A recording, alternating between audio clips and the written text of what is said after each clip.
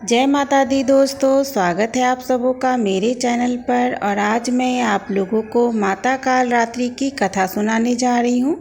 नवरात्रि के 7वें दिन माँ कालरात्रि की पूजा की जाती है और अगर आप माँ कालरात्रि की कथा सुनते हैं तो आपको बहुत ही ज़्यादा पुण्य की प्राप्ति होगी। तो चलिए शुरू करते हैं माता कालरात्रि के बारे में। पहले मैं आपको बता देती हूँ कुछ बातें।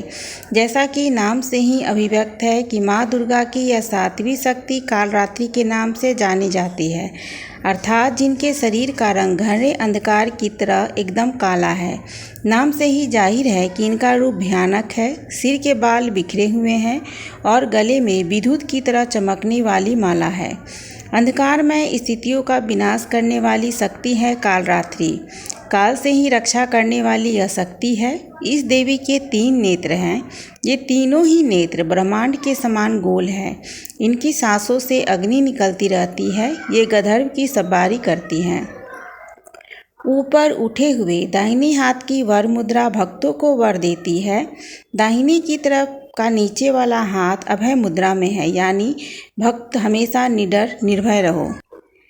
बाईं तरफ के ऊपर वाले हाथ में लोहे का कांटा तथा नीचे वाले हाथ में खड्ग है।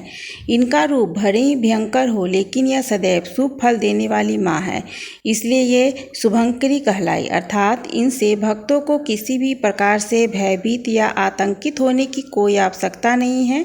उनके साक्षात्कार से भक्त पुण्य के भागी बनते हैं। कालरात्रि की उपासना करने से ब्रह्मांड की सारी सिद्धियों के दरवाजे खुल जाते हैं और तमाम असुरी शक्तियां उनके नाम के उच्चारण से ही भयभीत होकर दूर भागने लगती है। इसलिए दानव, दैत्य, राक्षस और भूत प्रेत उनके स्मरण से ही भाग जाते हैं।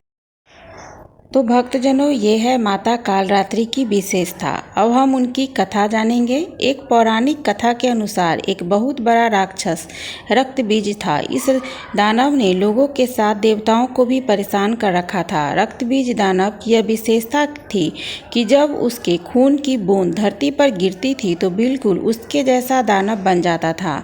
दानव की शिकायत लेकर सभी भगवान शिव के पास पहुँचे। भगवान शिव जानते थे कि इस दानव का अंत केवल माता पार्वती कर सकती हैं।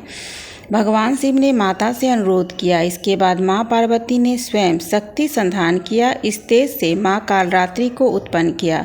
इसके बाद जब माँ दुर्गा ने दैत्य रक्तबीज का रक्त अंत किया और उसके शरीर से निकलने वाले रक्त को माँ कालरात्रि ने जमीन पर गिरने से पहले ही अपने मुख में भर लिया।